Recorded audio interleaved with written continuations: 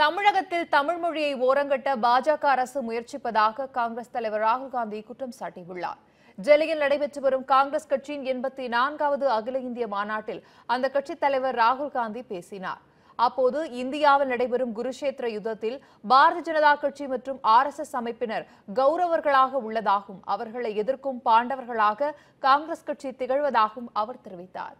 பாஜகவின் 4 ஆண்டு கால ஆட்சியில் அனைத்து தரப்பு மக்களும் கடும் பாதிப்புக்கு உள்ளாகி உள்ளதாகவும் அவர் கூறினார். பழங்குடிகள் காடுகளை விட்டு வெளியேற்ற முயற்சிப்பதாகவும் தமிழகத்தில் அழகிய தமிழ் மொழியை ஓரங்கட்ட முயற்சிப்பதாகவும் குற்றம் சாட்டினார். நாட்டில் முக்கியமான பிரச்சனைகள் முன்னுக்கு வரும்போதெல்லாம் அவற்றை திசை திருப்ப யோகா போன்றவை பயன்படுத்தப்படுவதாகவும் அவர் தெரிவித்தார். They tell the tribal, the jungle is not yours because we know better what to do with it. They tell the millions of Muslims who never went to Pakistan and supported our great nation, you don't belong here. They tell the Tamils, change your beautiful language.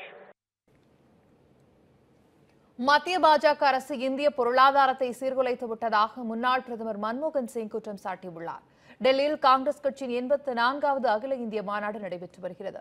மாநாட்டின் 2ஆம் நாளான இன்று முன்னாள் பிரதமர் மன்மோகன் சிங் உரையாற்றினார். அப்போது தவறான நடவடிக்கைகளால் இந்திய பொருளாதாரத்தை மத்திய பாஜக அரசு சீர்குலைத்து விட்டதாக குற்றம் சாட்டினார். பண மதிப்பிழப்பு மற்றும் GST வரி விதிப்பு நடவடிக்கைகளால் சிறுதொழில்களை அழித்துவிட்டதாக மன்மோகன் சிங் புகார் கூறினார். காஷ்மீர் விவகாரத்தை முன்னெப்போதும் இல்லாத வகையில் பாஜக மிக மோசமாக கையாளுவதாகவும் அந்த மாநில சூழல் நாளுக்கு நாள் சீர்கெட்டு வருவதாகவும் அவர் தெரிவித்தார். விவசாயிகளுக்கு இரட்டிப்பு மடங்கு வருமானம் என்பது போன்ற நிறைவேற்ற முடியாத வாக்குறுதிகளை மட்டுமே பிரதமர் மோடி அள்ளி வழங்குவதாகவும் அவர் தெரிவித்தார். The BJP government has messed up the economy.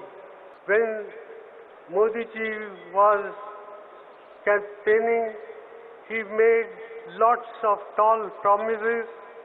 Those promises have not been fulfilled. He said that the BJP, if it comes to power, will provide 2 crores of jobs. We have not seen even 2 lakhs of jobs.